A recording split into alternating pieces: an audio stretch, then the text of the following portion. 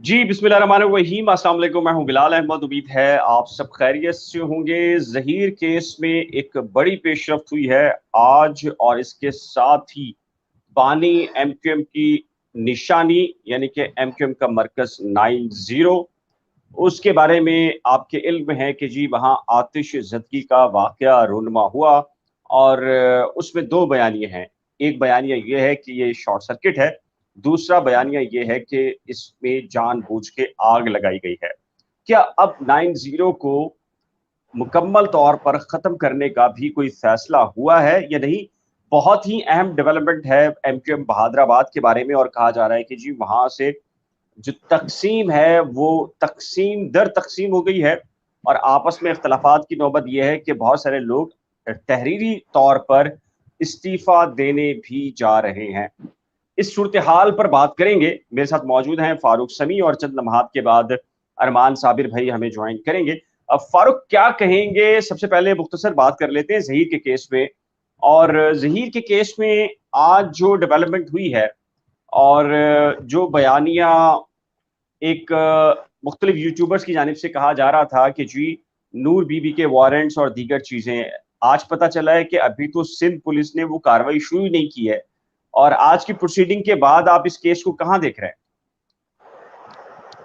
अच्छा, जो बिलाल भाई आप ये यूट्यूबर्स का कह रहे हैं ना, तो देखें, मतलब अब तो हमको आदत हो जानी चाहिए, और जो यूट्यूब पे लोग इस केस को फॉलो कर रहे हैं उनको भी आदत हो जानी चाहिए कि वो गिरफ्तारी हो रही थी, वो चली चली आ रही थी, गिरफ्तारी गिरफ्तारी चली चली आ रही थी, वो नहीं ये अब हो गया। मतलब जिस दिन से केस शुरू हुआ था उससे तीसरे दिन से ना जनाब, हर हर हेयरिंग में ही हो रहा था, आप गिरफ्तार हो गए, सुप्रीम कोर्ट पहुंच गए, तो सुप्रीम कोर्ट से भी गिरफ्तार करवा दिया था लोगों ने कि बस अब सुप्रीम कोर्ट अच्छा। से फैसला हो जाएगा और ये हो जाएगा और वो हो जाएगा और हो जाएगा। हम उस वक्त भी यही बात कह रहे थे कि जनाब गिरफ्तारी, मैं अपनी बात कर रहा हूँ, मैंने तो ये कहा था कि गिरफ्तारी भी होगी, लेकिन एक टाइम होगा उसके बाद गिरफ्तारी होगी। प्रेशर केसेस होते हैं तो उसमें गिरफ्तारी हो जाती है, कोई मसले की बात नहीं है, और फिर रिलीज भी होगा, और जजमेंट जो है उसमें बेनिफिट ऑफ डाउट भी मिल सकता है, और वैसे भी जो जजमेंट क्या होगा हमें अंदाजा है उसका। सुप्रीम कोर्ट का इस वक्त भी बोला कि नहीं है। तो बहुत सारी चीजें जो है ना वो, आई थिंक, जो मैं समझ रहा हूँ, हो सकता है कि थोड़ी सी उनकी थोड़ा सा वो केस को दूसरे एंगल से देख रहा हूँ और हम दूसरे एंगल से देख रहा हूँ, लेकिन मेरी नज़र में जो है ये जो मुझे ये परफेक्ट नज़र आता है कि अपने जो है वो मतलब सनसनी पैदा करके अपने व्यूअर्स को बढ़ाना, की तादाद को बढ़ाना, देखने वालों की तादाद को बढ़ाना, और लोगों को गुमराह करने की वाली बात है, लेकिन हकीकत यही है कि यही तर्ज तरीका जो है वो अपनाया जा रहा है कि बस अब ये हो गया वो हो गया। और आज जो सोर्सेज के मुताबिक जो उनके वकील हैं जिब्रान, उन्होंने जब बात की तो उस हवाले से जो उनकी पूरी कौंसल है वो तो इस बात पे आज डटी हुई थी मुद्दई मुकदमा की कि जनाब इन्होंने डॉक्यूमेंट ही पूरी नहीं किए। अब डॉक्यूमेंटेशन पूरी नहीं हुई तो यहाँ से सिंध पुलिस जाके पंजाब में कुछ कुछ भी नहीं कर सकती। तो जब सिंध हुँ। पुलिस को डॉक्यूमेंटेशन उसकी कंप्लीट नहीं हुई थी, तो आप कोई वकील बात कर रहा हूँ, कोई सहाफी बात कर रहा हूँ, कोई सिविल सोसाइटी का फर्द बात कर रहा हूँ, उसका मतलब भी वो गलत बात की, उसने झूठ बोला। और आज अदालत में जो तफ्तीशी अफसर ने उस हवाले से जो मोहलत तलब की, बताया जी गिरफ्तारी नहीं हो सकी है, ये नहीं हुआ है।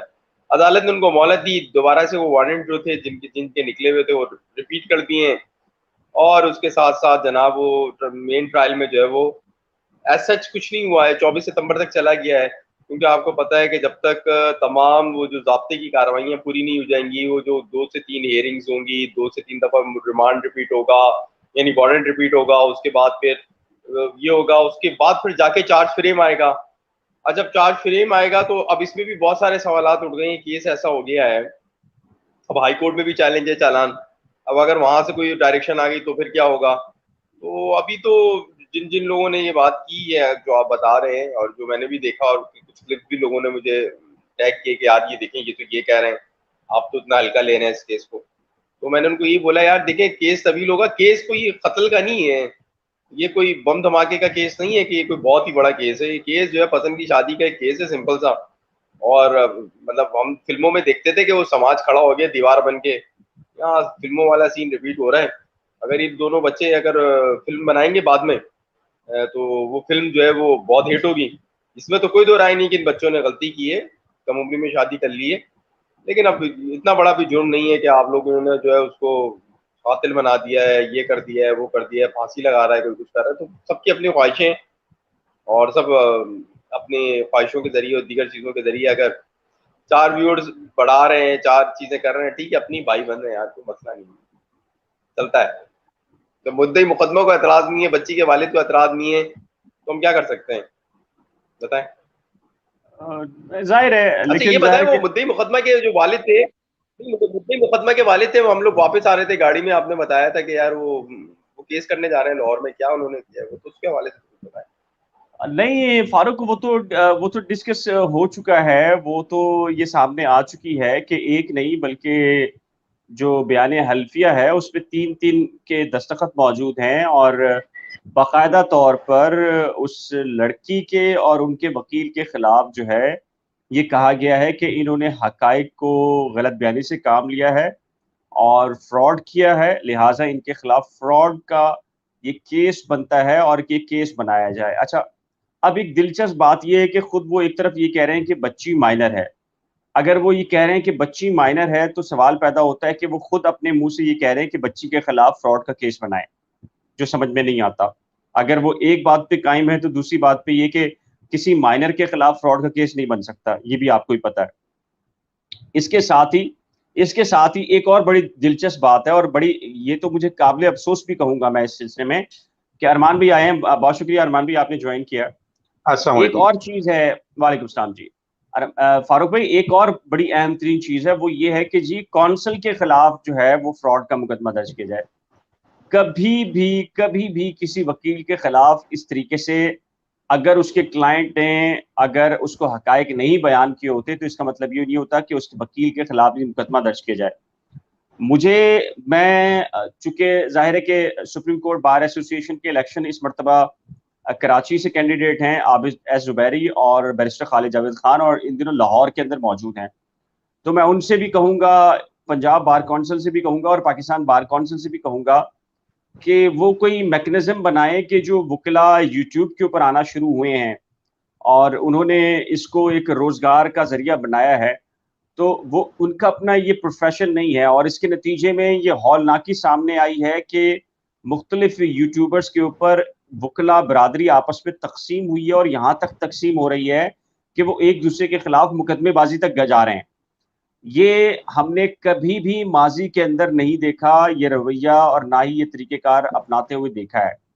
तो मेरी तो रिक्वेस्ट है जी, वकला की जो तंजीमें हैं कि वो इसको रिव्यू करें, इसके ऊपर कोई एसओपी बनाएं। कि पहली चीज तो ये है कि वकला जो होते हैं उन्हें ना पार्ट टाइम करने की उनको को परमिशन होती है कि ये चूंकि वकालत जो है वो फुल टाइम शोबा है, और ना ही वो, अगर ठीक है ये बात अपनी जगह है कि अगर कोई आकर रहनुमाई लीगल तो करता है तो ठीक है, लेकिन उसके अंदर भी ये जो नई रिवायत कायम हुई है कि एक वकील दूसरे वकील के खिलाफ मुकदमा दर्ज कराने के लिए अदालतें में जा रहा है, और इसके ये अगर ये एग्जाम्पल क्रिएट हो गई और 20-25 वकील भी एक दूसरे के खिलाफ आके यूट्यूब के ऊपर आगे अगर बयानबाजी पर आ गए, तो इसका मतलब ये है कि वो फिर जो वकला की इत्तेहाद, और वकला इत्तेहाद एक ऐसी कुव्वत जिसके सामने जो है वो कोई खड़ा नहीं हो पाता, और आमरीत का भी सामना जो है वकला अपने इस इत्तेहाद की बुनियाद पर करते थे।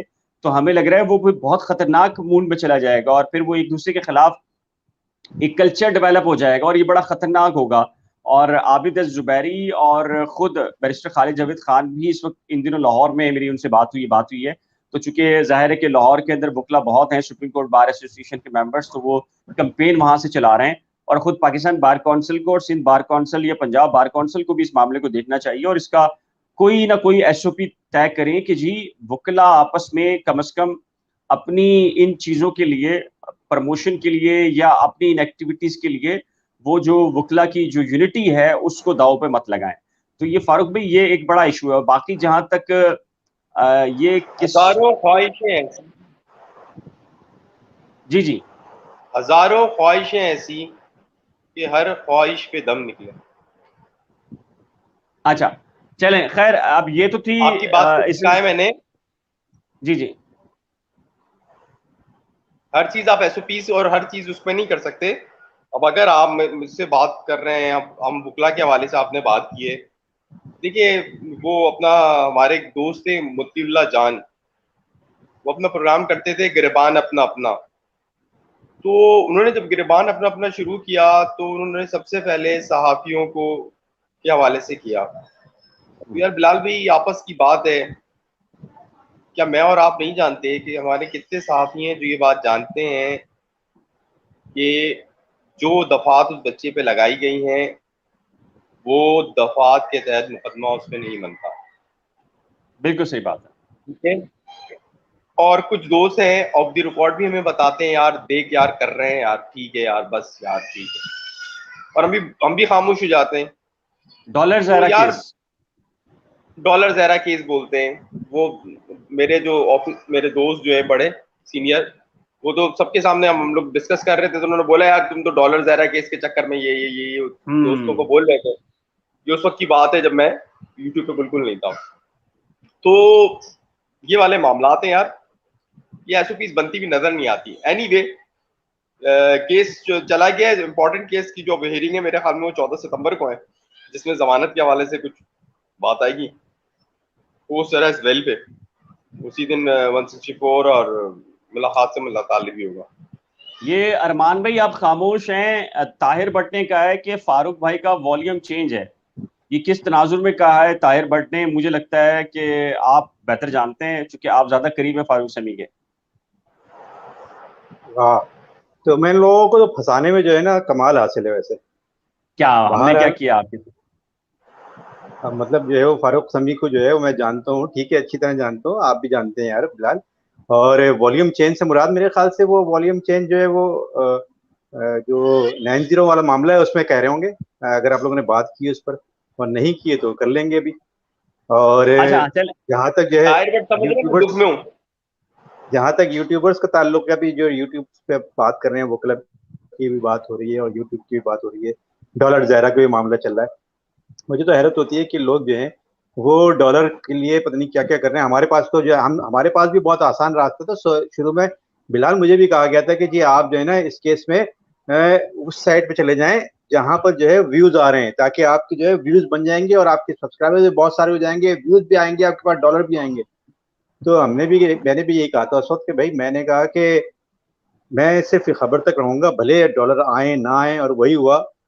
ना व्यूज आए ना डॉलर आए, और हम जो है बहरहाल एक तरफ हैं। और जो जो भी इस वक्त केस में जो ऑथेंटिक खबर आ रही है, जो चीज है, जब सिर्फ उसी को बयान कर रहे हैं बगैर किसी सनसनी के।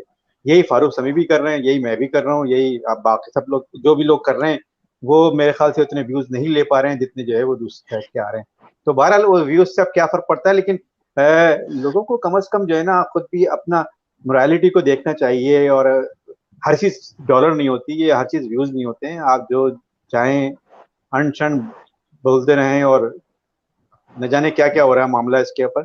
और खास तौर पे इस वाले केस में तो बहुत ज्यादा हो रहा है, क्योंकि इस केस में सबसे ज्यादा इंटरेस्ट लोगों का इस केस में, जो लोग जो हैं वो, अच्छा लोग भी जो हैं वो, जो व्यूअर्स हैं वो तकरीबन बहुत सारे लोगों के ब्लॉग्स देख रहे होते हैं कि किसने क्या कहा है, कहाँ पर कोई नई बात उनको पता चल रही है, या जाहिर है वो उनकी भी एक क्यूरियोसिटी है। अच्छा, और इसी केस में सबकी क्यूरियोसिटी है, तो इसी केस में क्यूरियोसिटी की वजह से व्यूज भी सबके पास ज्यादा आ रहे हैं, जो कि और खास तौर पर उन लोगों के पास जो कि एक तरफ की साइड ले रहे हैं।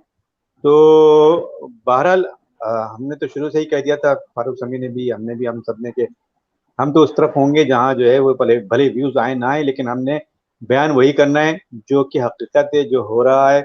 और ये केस जो जिस बुनियाद पर जो सेक्शंस लगी हुई हैं, उस बुनियाद पर अगर ये केस जो है वो किसी के हक में जा रहा है, तो हम वो कहने में बजानी होंगे, भले हम हमारे पास व्यूज आए ना आए।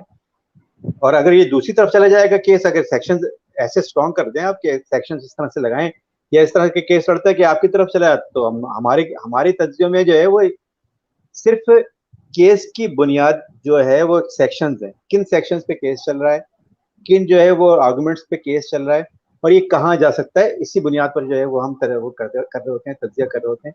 आज भी जो है वो, आज मुझे थोड़ा टाइम नहीं मिल सका, लेकिन आप लोगों ने मैंने देखे हैं, जो आप लोगों ने तज्जिए किए हैं, वो भी आज भी यही बात है कि जो अब जो यूट्यूबर्स हैं बहुत दिनों से कहते हैं कि जी छापे मारे जा रहे हैं, छापे मारे जा रहे हैं।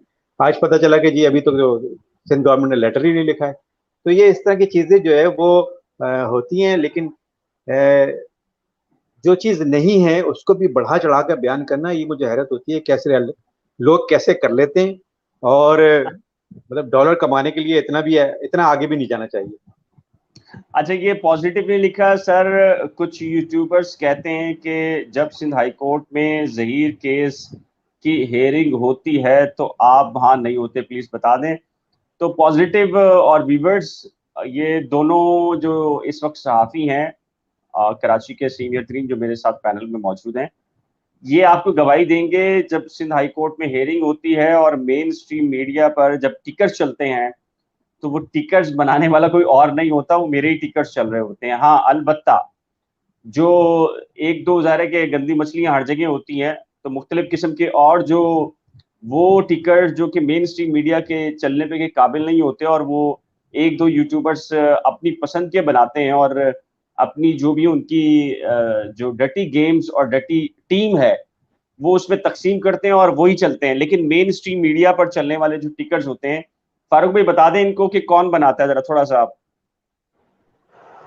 नहीं, सिर्फ यहीं के नहीं, और भी मतलब सुप्रीम कोर्ट में भी जब होती है हेयरिंग तो बिलाल के टिकट चलते हैं और बिलाल ही बनाते हैं और हम लोग कोऑर्डिनेशन के साथ चीजें करते थे। लेकिन ये जो कहने की बात है ना, देखें, कहने वाले बहुत कुछ कहते हैं, लेकिन कहने वाले बहुत कुछ कहते हैं। मैं ये वाली किसी की मैं वजाहत देने का कायल नहीं हूँ बिलाल, आप जानते हैं मैं लोगों की वजाहतें नहीं देता। मैं सिर्फ इतना बता रहा हूँ कि जिस टाइम पे जो लोग ये बात कर रहे हैं ना, अच्छा मैं समझता हूँ कि कौन कर रहे होंगे और कौन यूट्यूबर्स हैं, तमाम लोग जो लोग ये बात कर रहे हैं, कम से कम बिलाल उनसे पहले से रिपोर्टिंग कर रहे हैं कोर्ट। इवन मैं भी उनसे पहले से कोर्ट रिपोर्टिंग कर रहा हूँ। तो बस इतना ही काफी है बिलाल के क्रेडिट पे।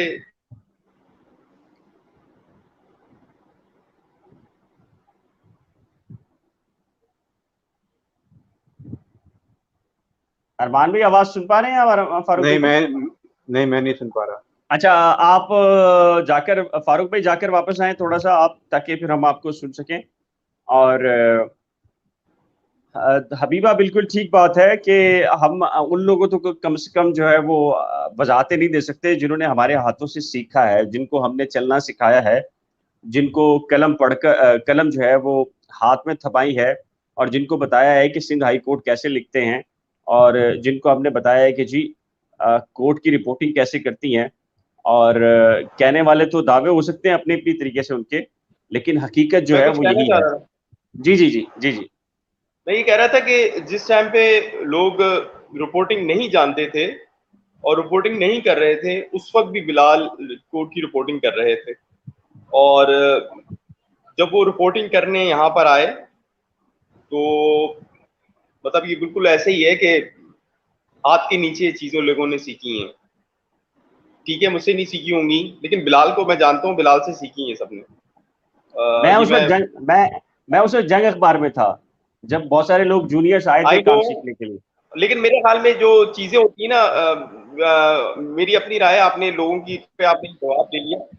ये जवाब देने की चीजें नहीं है बिलाल भाई। ये चीजें अगर आप लोगों के जवाब देने में रह गए तो फिर तो पीछे ही रह जाते हैं। हाँ, आगे ये चलना बात तो चाहिए। ठीक है। आगे चलें जी। अरमान भी कुछ कहेंगे, फिर हम 9-0 के ऊपर आते हैं और उस पर बात करते हैं। और आज सुना है कि फारूक भाई के पास बड़ी अंदर की खबरें, और आपके पास एमक्यूएम बहादुराबाद के अंदर सुना है कि वहां को पड्डे वड्डे चल गए हैं और इस्तीफे आ रहे हैं वहां से। तो इस पे यार अगर वहाँ सही तो केस बड़ा, में कुछ। हाँ, वहाँ तो बड़ा मामला खराब है। और जो केसरी की जो अपॉइंटमेंट के बाद जो मामला चल रहे हैं वो तो बड़े दिगरगू चल रहे हैं। और लगता है कि एमकेएम जो है वो मजीद, कहीं ऐसा ना हो कि मजीद जो है वो हिस्से बखे हो जाए इसके। यार तो ये ये हमें जो बता दें, नहीं नहीं नहीं नहीं, आप आगे चलने से पहले ये बता दें कि ये कामरान टूसरी में ऐसी क्या चीज है जिसको आपने वापसी लिया और डिप्टी कन्वीनियर बना दिया। सिर्फ इस पे दोनों लोग आप अगर थोड़ा सा मुतमईन कर दें, लोगों को बता दें ऐसी कौन सी खासियत है। यार, ये तो जिन्होंने अपॉइंट किया उनको पता होगा कि उनकी क्या खासियत है और क्या मामलात हैं। और उन्होंने क्या है जो है वो कामरान टिसरी जो है वो पहले भी जो लोग हैं, इंडिविजुअल्स हैं, खासतौर पे पार्टी को तो इतना उन्होंने चंदा दिया नहीं दिया वो एक अलग बात है। और काफी काम कर वो जो है डोनेट करते हैं पार्टी को भी। लेकिन इंडिविजुअल हैसियत में भी जो है वो लोगों को डोनेट करते हैं। डोनेट क्या करते हैं, उनको जो है वो देते हैं, हेल्प आउट करते हैं, जो भी करते हैं। नहीं, वो आप तो जो भी बहुत नाम सारे दे लोग दो करते हैं ना। उसको, हाँ, नहीं जो नहीं भी नाम अरमान दे भाई, दें। वो नहीं तो नहीं, बहुत बहुत सारे सारे लोग लोग करते नहीं, हैं ना। ये स्पेशली करते हैं भाई, स्पेशली करते हैं, लाखों में करते हैं ये। और जो है वो अगर किसी एक को जो है वो आप पसंद आ जाएंगे, तो अगर आप जो है वो इनको फेवर करेंगे तो आपको भी जो है वो गाड़ी वाड़ी लेके दे देंगे, कोई मसला नहीं है इनके लिए। गाड़ियां तो मसला क्या अब है? अब अब जो है वो गाड़ियां तो मामला ये, अरे एमक्यूएम की भाई लीडरशिप के लिए गाड़ियां मसला नहीं है अरमान भाई। गाड़ी तो बहुत मामूली सी चीज है। इस वक्त तो 2-2 करोड़ की गाड़ियों में घूम रहे हैं लोग, उनको बस इन गाड़ियों की क्या जरूरत है? यार बात सुने बिलाल, जब हविस आ जाती है ना तो फिर वो एक हम्म। मोटरसाइकिल भी नहीं छोड़ते हैं, भले उनके पास जो है पजीरो भी खड़ी हो घर पे हो, तो वो छोड़ दें उसको। मामला ये है कि अब ये पर्सनल मामलात हो चुके हैं। उनका अपॉइंटमेंट जो है, वो कहते हैं जी अपॉइंटमेंट जो है वो होता है कोऑर्डिनेशन कमेटी, राब्ता कमेटी जो है वो उनके तमाम मेंबर्स जो हैं, बल्कि अक्सरियत में जो मेंबर्स होते हैं उनकी इजाजत के बाद ये अपॉइंटमेंट होता है डिप्टी कन्वीनर का। और डिप्टी कन्वीनर इस तरह से जो है वो अपॉइंटमेंट नहीं हो सकता। अगर ठीक है मान लिया कि जी डिप्टी कन्वीनर जो है वो जो राब्ता कमेटी है उनकी अक्सरियत से जो है वो आके कामयाब हुए, और कामयाब होने के बाद उनको डिप्टी कन्वीनर कर दिया गया। अगर ऐसा है तो फिर लोग जो राब्ता कमेटी के अराकीन है वो क्यों इतनी रिजर्वेशन शो कर रहे हैं? और कई अराकीन ने तो कहा है कि जी हम रिजाइन भी कर देंगे, हम चले जाएंगे, छोड़ देंगे, एमकेएम छोड़ देंगे। तो ये जो मामलात हैं ये बहुत ही ऐसी सतह, ऐसे मोड़ पे पहुंच चुके हैं। या तो आप जो है वो कामरान टिजरी का जो अंडू करें उसको अपॉइंटमेंट को, तो भी मामला बेहतर हो सकता है। लेकिन जो अब अंडू भी नहीं हो रहा, वो अंडू नहीं होगा तो मामला बिगड़ते चले जाएंगे। अगर ये जो इस वक्त जहां जाकर खड़े हो गई है ना एमकेएम, और ये क्यों हुआ इस मौके पर, जबकि वो खुद जो है लीडरशिप का एक वैसी मामला चल रहा था, और वहां पर एक जो आपस में अभी इलेक्शन जो हारे थे 245 में, उसमें अलग इनके पड्डे चल रहे थे, और इनके जो है दरमियान काफी इख्तिलाफात थे एक दूसरे को जो है। हालांकि एमकेएम ने ऑफिशियली इसको जो है वो तरदीद की है, लेकिन बहरहाल जो लोग बाहर खड़े थे उन्होंने जो है वो गालियां भी सुनी है, उन्होंने जो है वो एक दूसरे को जो है वो लान दान जो की गई है वो भी सुना है। वहां तक बाहर तक जो आवाजें आई हैं लोगों को, तो वो तो सुनी गई है ना। आपस में लीडरशिप ने एक दूसरे को जो है वो गिरबान पकड़ना बाकी रह गया था, बाकी तो सब कुछ हो चुका था। तो ये अच्छा इस वक्त हालत अच्छा में है। इस हालत में, अरमान भाई, इस हालत के अरमान बाद भाई, फिर, हाँ जी बोले। अरमान भाई आते हैं, अरमान भाई आते हैं। बहुत सारे लोग 9-0 की बात कर रहे हैं कि मलकियत क्या थी और फिर ये कि क्या बनेगा, ये क्या होगा। और ताहिर भट्ट ने भी कहा और बहुत सारे लोगों ने कहा, हम उसी तरफ आ रहे हैं। लेकिन थोड़ा सा ये जो एमक्यूएम बहादुराबाद के दरमियान इंटरनल इश्यूज हुए हैं, फारूक भाई मैंने सुना तो आपके पास तो वो नाम भी हैं कि जिन्होंने जुम्मे के रोज इजलास बुलवाया और उसमें जो दो धड़े हैं, एक कहा जा रहा है कि जी अब तो वो खुलकर आ गया है और नाम भी लिए जा रहे हैं।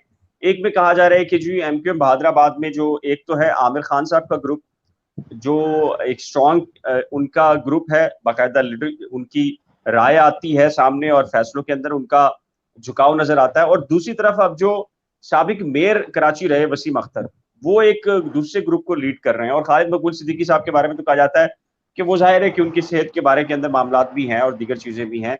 तो ये आपस में अभी भी, मैं सीनियर सहाफी है मदर अब्बास, उनकी एक सहाफी से बातचीत चल रही थी, तो वो भी ये कह रहे थे कि शायद एमक्यूएम के अंदर सबसे बड़ा चैलेंज जो है वो लीडरशिप की अनाव का आ गया है, और वो एक दूसरे के ऊपर बर्तरी और एक दूसरे को कबूल ना करना और एक दूसरे को नीचा दिखाना, ये वाले मामलात आ गए हैं। तो ये जुम्मे का जो इजलास था उसके बाद मेरी इत्तला के मुताबिक जो है वो कुछ लोगों के नाम भी ऐसे आए हैं और जिनके बारे में ये कहा गया कि जी अगर, जैसे कामरान टसूरी का है और मुख्तलिफ नाम है, कि अगर वो नाम अगर रहते हैं तो फिर जाहिर है कि बहुत सारे इस्तीफे आ जाएंगे। तो फारूक भाई मेरे ख्याल से चले गए। अरमान भाई आपके इल्म में है ऐसी कुछ चीजें? देखिए फारूक के हो सकता है, फारूक के इल्म में ज्यादा हो, लेकिन मैं तो यही बता रहा था कि जी जी, फारूक आ गए हैं। आपस जी जी आगे ना फारूक। जी जी फारूक जी जी। बताएं। अच्छा देखिए, जो याद हो अब से कुछ दिनों कबल भी जब बात हो रही थी तो मैंने कहा था कि मैं एक मखसूस 2-3 लोगों के नाम लेता हूँ, लंबी गर्दन वाले अंकल और ये वो, तो उनके आपस के अंदर खान साहब के तनाजात के हवाले से हमने कहा था। ये वही वाला मामला है। देखिए साबिक मेयर जो वसीम अख्तर साहब हैं, वो उनके अंदर बड़ी ख्वाहिश है उनको कि वो नेक्स्ट जो लोकल बॉडीज के सिस्टम है उसके अंदर भी वो करें। ये देखिए मेरी सोर्सेज ने वहां पर बयान किया है, और सोर्सेज की खबर थोड़ी सी 19-20 जरूर हो सकती है लेकिन मुकम्मल गलत नहीं होती है। और जो दूसरी तरफ है आमिर खान साहब, इस वक्त जो पार्टी के अंदर स्ट्रॉन्ग पोजीशन है वो आमिर खान साहब की है, और उस पोजीशन को लेने के लिए वसीम अख्तर साहब भी कोशिश कर रहे हैं। और ये जो टिसोरी साहब आए, ये वसीम अख्तर साहब हैं, इसके अंदर जो सफदारी साहब हैं वो हैं, ये ख्वाजा 2 से इजहार 3 भी लोग हैं। हैं, ये सारे मौजूद हैं जो जी कि जी, उनको ख्वाजा लेकर इजहार आए भी हैं। हैं। जी जी टेसोरी जी साहब जी। को, उसके अलावा शाहिद साहब हैं कोई, जो साबिक कोई टाउन सेक्टर या टाउन के थे, इंचार्ज रहे हैं, जो कि जिन्होंने जिनके ऊपर इनको कुछ इदारों ने इन्वेस्टिगेट करने के लिए लेके भी चले गए थे। वो बड़े रहनुमा की जो सिम बड़े रहनुमा इनकी सिम चला रहे थे। मेरी आवाज आप लोग सुन रहे हैं? जी जी, आ रही जी है, जी आ आ रही रही है। है। जी जी, आ रही। जी जी, कंटिन्यू करें फारूक भाई। अब मेरा लग रहा है कि हमें लग फारूक रहा भाई है को कि शायद हमारी आवाज नहीं आ रही थी। हाँ हाँ, या वो थोड़े से कंफ्यूज हो रहे थे कि शायद वो उनका इंटरनेट डिस्कनेक्ट था शायद, मेरे ख्याल से। तो वो चीज़ों को एक्सप्लेन कर रहे थे, क्योंकि आज भी कुछ जगह पर बात हुई थी तो फारूक समी ने बाकायदा तौर के ऊपर इस पर बात भी रखी, और उनके पास उन्होंने एक दो लोगों से इस पर मालूमात भी हासिल की कि अंदरूनी खाना चल क्या रहा है। तो जी अरमान भाई, आप कंटिन्यू करें, फिर फारूक आते हैं तो उनसे भी बात करते हैं। हाँ बिलाल, अभी एक्चुअली मुझे भी इसमें जो है काफ़ी काम करना है, क्योंकि मुझे भी एक स्टोरी इस पर करनी है अपने अखबार के लिए। तो हो सकता है अभी जो है वो एक आध दो दिन में मेरे पास भी काफ़ी मालूमात आ जाएंगी, लेकिन अभी जो है सर-ए-दस्त जो है वो आज फारूक फिर आ गए मेरे ख्याल से। जी फारूक फारूक, कंटिन्यू करें आप। प्लीज कंटिन्यू कीजिए आप। अच्छा, ये जो इन दोनों के दरमियान जो है वो रस्साकशी चल रही है इख्तियारात से मुतालिक, और जब ये इख्तियारात से मुतालिक रस्साकशी चल रही है तो उसमें कोशिश की गई वसीम साहब की तरफ से कि अब लोग जो है वो इंडेक्ट करें। अच्छा, दूसरी जानिब देखें, जो टेसोरी साहब हैं उनको जो पार्टी के अंदर के लोग हैं वो एस्टेब्लिशमेंट का आदमी समझते हैं और उनको पसंद नहीं किया जाता। ये याद हो अगर आपको कि 2018 में जब फारूक सत्तार ने टेसोरी साहब को सेनेटर बनाने की कोशिश की तो सख्त रिएक्शन आया था, और ये मामला इस कदर आगे बढ़ा था कि बाद अज़ां फारूक साहब ही जो है, फारूक सत्तार साहब ही बाहर हो गए। और वो फारूक सत्तार जो कि इस वक्त पार्टी को एस कारकुन लेना चाह रही है, वो शख्स जिसकी इतनी कुर्बानियां हैं बहादुराबाद वालों के लिए, कि अगर वो उनका उसके पाँव धो के पिए ना तो भी कम है। क्योंकि जिस वक्त ये सारे दबक के कहीं बैठ गए थे, तो मैं आपको एक रियलिस्टिक बता रहा हूँ, जिस वक्त ये सारे गायब थे तो उस वक्त मुझे याद है, क्योंकि मैं इस सारे मामलात के अंदर इन था, मुझे याद है कि सिर्फ एक शख्स बाहर निकला था और उसका नाम था डॉक्टर फारूक फारूक सत्तार। सत्तार, नो वो डाउट, के नो वो डाउट। अगेंस्ट बानी मुत्तहिदा निकला था, अगेंस्ट बानी मुत्तहिदा निकला था। और बाद में वो जो ठाकुर साहब, जो उसको उनको जिस तरह रेंजर्स के एहलकार ठाकुर साहब जिनको पकड़ के ले गए थे, उसने उनकी पॉलिटिकल कैरियर को भी बहुत नुकसान पहुंचाया।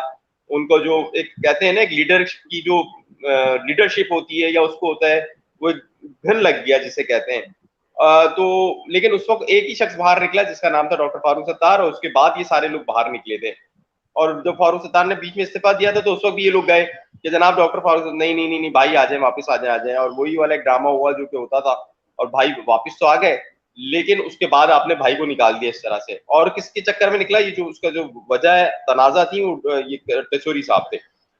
अब पार्टी की समझती है, पार्टी का आम कारकुन, पार्टी का जो लोकल लीडर है वो समझता है कि टेसोरी साहब एस्टेब्लिशमेंट के आदमी हैं, और एमक्यूएम के अंदर एंटी एस्टेब्लिशमेंट जो उनका वर्कर है उसके अंदर एक खास जहन बना हुआ है इस वक्त।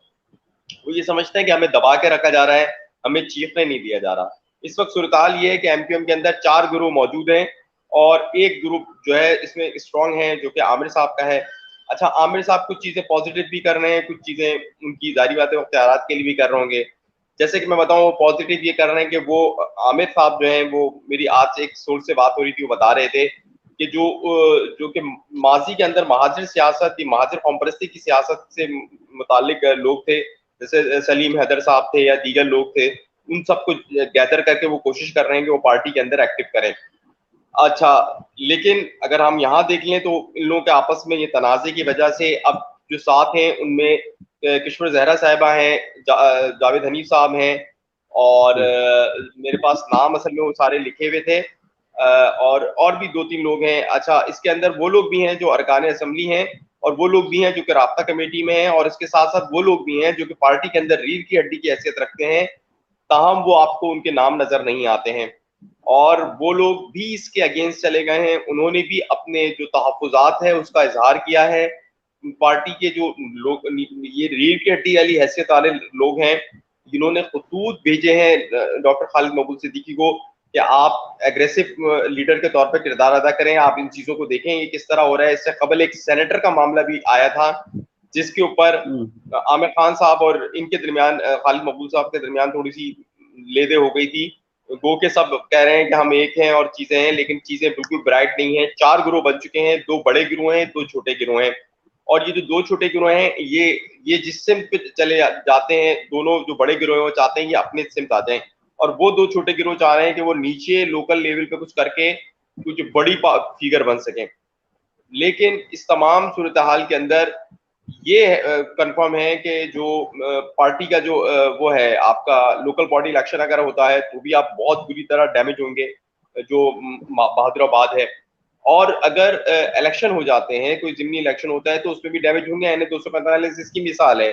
और तीसरी चीज जो कि पार्टी के लिए जो सबसे ज्यादा बहादुराबाद से सेटअप वाले के लिए बुरी चीज है, वो ये है कि बानी मुत्तहिदा की जो फॉलोइंग है वो बहुत तेजी से बढ़ रही है। स्पेशली जो घर नजर जो आतिश हुआ किसी भी वजह से हुआ, जो पुलिस की रिपोर्ट आई कि जनाब एलपीजी की गैस हो गई और वो ये हो गया और धमाका हो गया। एसबीसी ने भी सुना एक रिपोर्ट दिया और सुना है कि उसमें जो घर बताया है वो बानी मुत्तहिदा का नहीं है, बल्कि वो वैद केटू का घर बता दिया उन्होंने। तो अब इस तरह की इबाहम वाली रिपोर्टें आ रही हैं, इस तरह की इबाहम वाली चीजें आ रही हैं, और ये तमाम चीजें जो बानी मुत्तहिदा एक मौक़िफ़ लेके चल रहे थे कि जनाब हमें दीवार से लगाया जा रहा है, हमें किनारे से लगाया जा रहा है, उसको जो है वो ताकत बख्शनी है। और उस ताकत की वजह से जो नफरत का एलिमेंट है वो इस तरफ आ रहा है। अच्छा, नफरत का एलिमेंट इस तरफ आ रहा है कि लोग अब सोशल मीडिया पे ये पोस्टें भी चली हैं कि वो माजी था जब हम मीर जाफर और मीर सादिक की मिसालें देते थे, और उसके बाद उन्होंने वो किया जो मैं नहीं बयान कर रहा, क्योंकि जारी बात है मैं एक जर्नलिस्ट हूँ, जर्नलिस्ट को चाहिए कि वो थोड़ा सा बैलेंस चीजों को ठीक है। लेकर चले। जी जी जी तो जी। उमूमी तौर पे अब ये सूरत हाल हो गई है कि आपस के अंदर तसादुम है, आपस के अंदर ग्रुपिंग है, एक दूसरे को फिक्रे भी कसे जा रहे हैं, तंज वो भी हो रहा है। गो के इस हवाले से जो है मुकम्मल राय सामने नहीं आ रही, और लेकिन ये जो राय है वो बटी भी है, और चीजों में एक दूसरे को मतलब हर लीडर अपनी बात कर रहा है। अब मैं आपको अमीनुल हक साहब की बात बताऊं, उन्होंने जो है वो 90 पे जो आतिशबाजी का मामला हुआ उसके ऊपर उन्होंने अपने कमेंट्स का इजहार किया। उन्होंने बोला जी ये गलत हुआ है। आफाक अहमद से बढ़कर इस वक्त कराची की सरजमीन पर एमक्यूएम जो बानी मुत्तहिदा वाली है उसका अगेंस्ट कोई नहीं होगा, क्योंकि अगर किसी ने खड़े होकर मुकाबला किया अपने नजरियात की बुनियाद पर और इस महाजर कौम परस्ती की सियासत में, तो वो आफाक अहमद थे, और आज तक वो अपने मौक़िफ़ पे खड़े हैं कि जनाब सिर्फ महाजिर के नाम पे सियासत होनी चाहिए, मुत्तहिदा के नाम पे सियासत नहीं होनी चाहिए। उन्होंने भी इस घर की आतिशबाजी से मुताल्लिक जो है वो उसके ऊपर तशवीश का इजहार किया, और उन्होंने कहा ये गलत हुआ है। और अब मुख्तलिफ रहनुमाओं की तरफ से आ रहा है, लेकिन राब्ता कमेटी का कोई मुश्तरका बयान नहीं आया, कोई एमक्यूएम बहादुराबाद की जानिब से कोई मुश्तरका बयान आना चाहिए था। मेरी नज़र से तो कम नहीं गुजरा कि ये कैसे हुआ है। तो अब ये है कि जब से बुजुर्ग का साया सर से हटा है, तो कहते हैं ना कि बाप मर गया है और बेटे आपस में लड़ रहे हैं जायदाद के लिए। तो ये वाला मामला है, इलाके बढ़ गए हैं, चीजें बढ़ गई हैं, लोगों की कोशिश है कि ज्यादा से ज्यादा इख्तियारात का कर लें, और हर एक बंदा ये कह रहा है कि बस ज्यादा टाइम नहीं है, जितना जितना कर सकते हो जमा कर लो। ये बात तो है अरमान भी। आज हमारी इत्तला के मुताबिक जो सिंध बिल्डिंग कंट्रोल अथॉरिटी है वो भी कोई रिपोर्ट उसने बना दी है या बन रही है, और जरा ये कहते हैं कि जी उन्होंने ये कहा है कि जो 90 है उसका जाहिर है कि उसकी खिड़कियां तो अब नहीं रही, यानी कि दीवारों के अंदर बड़े बड़े शगाफ हैं, और शगाफ की वजह से जो है वो जाहिर है कि उसमें दाखिल होना बहुत आसान है। तो अब ये कहा जा रहा है कि जी जो बाकी स्ट्रक्चर है, पिलर्स हैं, दीवारें हैं, उनको जो है वो खतरनाक डेंजरस करार दे दिया गया है या दे दिया जाएगा, और उसके नतीजे में अगले आने वाले जो चंद रोज हैं उनमें जो 90 का घर है, यानी कि 90 है बानी एमक्यूएम की का घर, और जो बरकज रहा एमक्यूएम का, यहाँ से बड़े बड़े फैसले होते रहे माजी के अंदर, हुकूमतें बनाना गिराना सब कुछ यहाँ से होता रहा, तो उसको मिटा दिया जाएगा, खत्म कर दिया जाएगा। और जाहिर है कि फारूक समी ने पिछले दिनों एक बात की थी और उनसे कहा था कि ये एक खामोश पैगाम भी है कि आप अब मजीद इस नाम के ऊपर और इस निशानी के ऊपर मजीद सियासत नहीं होगी, और आप समझ लें, और आपको ये मैसेज है। तो अब जो एसपीसीए की रिपोर्ट है, और उस रिपोर्ट के बाद जो सोर्सेज कह रहे हैं कि जी चंद दिनों या हफ्तों के अंदर ये कार्रवाई, जाहिर है कि एक बिल्डिंग अगर ऐसी हो जाए जिसको गिराना लाजिम हो, और उसके होते हुए अगर वो किसी के ऊपर गिर जाए तो जो है जानी नुकसान हो सकता है। तो ये एक मैसेज जो 3 महीने से जो कुछ एक्टिविटीज थी वो एक मैसेज ही क्रिएट हो सकता है अरमान भाई। बिल्कुल सही बात है बिलाल, आपने जिस तरह से बताया है और जिस तरह से जो है फारूक समी ने बताया है अभी, और कि यही है कि ये जो आखिरी निशानी है एक तरह से 9-0 जो है ना, आखिरी कह रहा हूँ बल्कि एक निशानी है और बहुत मजबूत निशानी है। एक पूरा का पूरा जो आप अगर देखें जो एमकेएम का जो बनना है 86 में, जब 85-86 में जब एमकेएम बनी और उसने अपना जो है वो पॉपुलरिटी गेन करना शुरू की थी, तो वो सारी सियासत का जो महवर था वो यही 9-0 था, यही घर हुआ करता था जहाँ से जो है वो ये सियासत निकली थी। तो ये एक तरह का जो है वो एक सिंबल बन चुका था कि ये जो 9-0 और खासतौर पे जो यहाँ का जो फोन नंबर है उसके आखिरी 2 हिंसे जो 9-0 है, तो वो इतने मशहूर हो गए थे कि ये इस घर का जो है, इस घर का जो नाम था वो 9-0 पड़ गया था और 9-0 के इस नाम से ये मशहूर था। तो ये सारी सियासत जो है एमकेएम के, खास तौर पर एमकेएम की जो मिडिल क्लास पॉलिटिक्स है वो सारी की सारी इसी मकान के गिर्द घूमती है। और ये एक बहुत बड़ा सिंबल है मिडिल क्लास पॉलिटिक्स का, जो कि अगर ख़त्म कर दिया जाएगा तो वो जो बानी मुत्तहदा हैं उनको जो है उस तक पहुँचेंगे और उनका जो एक जो वो जिस तरह से वो बानी का बना हुआ है एक क्या कहते हैं कैरिस्मा है उनका, वो उसको ख़त्म करने की जो है वो एक कोशिश होगी है कि जो उनका घर है, जो उनका मकान है, उसी को ख़त्म कर दिया जाएगा। तो इससे जो है वो फ़ायदे हासिल करने की कोशिश की जाएगी कि एक तो जो है वो बानी का यहाँ से जो है वो तस्वुर ही ख़त्म कर दिया जाएगा। बिल्कुल ये एक बहुत वाज़ेह पैगाम होगा कि ये जो भी अगर कोई किसी भी लेवल पे कहा जा रहा था कि बातचीत चल रही है, तो वो बातचीत सब ख़त्म हो चुकी है और अब कोई बातचीत नहीं चल रही है, एक्सेप्टेबल ही नहीं है। माइनस जो है वो अल्ताफ हुसैन की बात होती है तो फिर शायद कोई बात बन सकती है। उनके साथ जो है वो ये एमकेएम जो है वो काबिल कबूल नहीं है।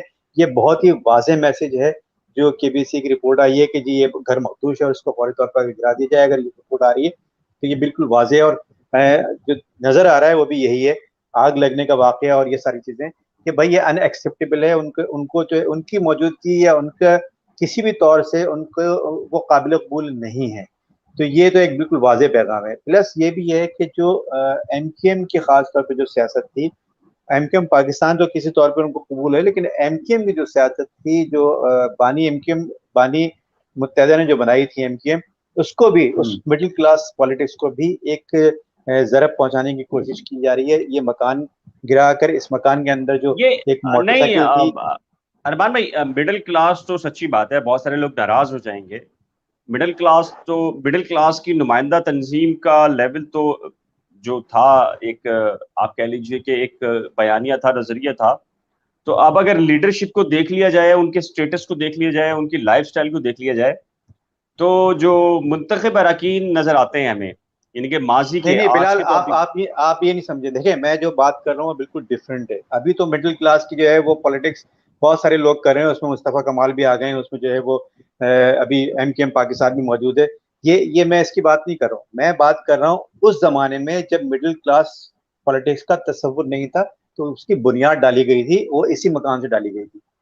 वो सिंबल जो है उसको जो है उधर पहुंचाने की कोशिश की जा रही है, मैं उसकी बात कर रहा हूँ। अब तो बहुत सारे लोग कर रहे हैं मिडिल क्लास पॉलिटिक्स, लेकिन जो है वो उस वक्त बुनियाद किसने डाली थी? बुनियाद जो डाली गई थी उस एमकेएम को खत्म करने का बहुत वाज़ेह पैगाम है ये, इस घर को खत्म करना, मैं इसकी बात कर रहा हूँ। अच्छा जी जी फारूक भाई, इसको फिर कंक्लूड करते हैं, 11 मैं बजने वो वाले तो हमने कह रहा था, जी। अरमान भाई ने जो बात की ना बिल्कुल दुरुस्त की, जो मिडिल क्लास वाली बात की। देखिए इससे कबल जो कराची के अंदर दो सियासतें होती थी, या तो पीपल्स पार्टी की सूरत में हो रही थी जो कि होनी शुरू हुई, या फिर वो जमात इस्लामी होती थी, जमीयत पाकिस्तान थी, नहीं वो मजहबी वोट बैंक था, उलमा का वोट बैंक था, और उसके तहत होती थी, मसाजिद के थ्रू होती थी।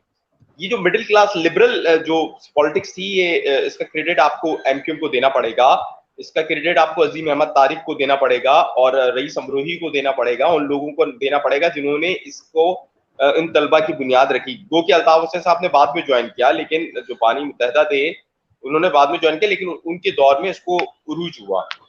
अब मसला क्या है? देखिए एमक्यूएम की कुछ पॉजिटिव चीजें थी, हम एक पार्टी को माइनस कर रहे हैं, हम उसको बहुत सी बातें कहते हैं, माजी में भी कहते रहे होंगे, लेकिन एमक्यूएम ने कुछ चीजें की हैं, जैसे कि बानी मुत्तहिदा का कोई रिश्तेदार पार्टी के अंदर ओहदे में नहीं था, बानी मुत्तहिदा के कोई जो उनके जो एमएनए एमपीएस का मामला था वो नहीं था। बानी मुत्तहिदा की पार्टी के अंदर जब कोई कारकुन मसला होता था वो डायरेक्ट राब्ता करता था तो उसकी बात सुनी जाती थी। बानी मुत्तहिदा के दौर में एमएनए एमपीएस जो है वो पावर में नहीं होते थे, सेक्टर इंचार्जेस पावर में होते थे, यूनिट इंचार्जेस पावर में होते थे। हमने तो वो भी देखा है कि एमपी और एमएनए जो है हाथ ऊपर करके खड़े होते थे सेक्टर इंचार्जेस के सामने, तो अच्छा मजा आता था। तो एनीवे, लेकिन उसकी दौर यार ये वाकया फारूक भाई, ये वाकया रह गया था और बाद में भी लोगों ने कहा था आप ये वाकया बता दें। अरे छोड़े यार, रहने दें। बस एक बड़े नामवर शख्स थे और उन्होंने किसी कारकुन ने उनको उनसे शिकायत थी कि उन्होंने वो नहीं किया था, और वो डायरेक्ट उसने लंदन में फैक्स कर दिया था, और लंदन से जनाब वो हुक्म हुआ कि जनाब ये हो, तो फिर उनके जो है वो आए, जैसी खुर्शीद बेगम मेमोरियल हॉल के पास थे, बोले जहाँ वहीं हाथ ऊपर करके खड़े हो जाओ, तो बेचारे वहीं खड़े हो गए। इससे खबल जो है वो जो इस वक्त के एक पार्टी के सरबराह हैं, तो उनको भी सजा मिल चुकी है, मेरे इल्म में है, उनको भी इसी से मिलती जुलती।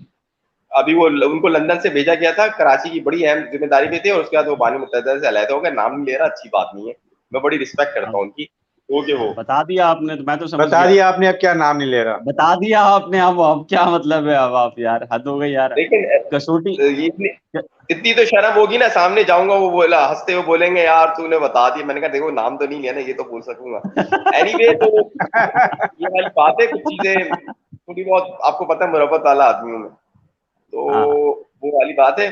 एनीवे, हम जो बात कर रहे थे, देखिए मुरब्बत में काम उतार देते हैं आप।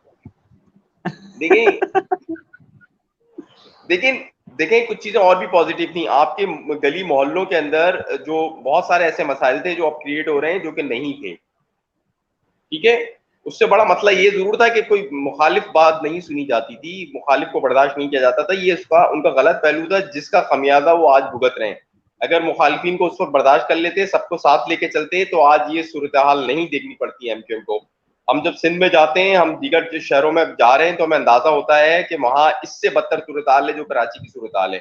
लेकिन कराची में मसला ये था कि अगर कोई सामने वाला बोलता था गाल नहीं दे रहे, नहीं दे रहे, ओके कोई मसला नहीं, तो फिर वो गाय ज़िबा होने के काबिल नहीं होती थी। ऐसा भी हुआ है, मतलब सरफिरे और चरिया थे ना भाई, चरिया तो चरिया होता है, तो चरिया ऐसे भी कर देते थे। वो के पार्टी से हिदायत नहीं होती होगी भले से, लेकिन चरिया थे तो कर देते थे। चरिया चरिया तो बोला वो भाई जाहिर है वो पॉजिटिव और नेगेटिव दोनों इंस्पेक्ट होते हैं ना। आप अगर इंटीरियर चले जाएं तो आपको वही मुख्तलिफ टून नजर आएगी, अब शहरी सिंध के अंदर आपको मुख्तलिफ टून नजर आती थी। बहरहाल वो हर तरीके के लोग और हर मिजाज के लोग तो साथ होते हैं ना पॉलिटिकल पार्टीज में, फारूक भाई।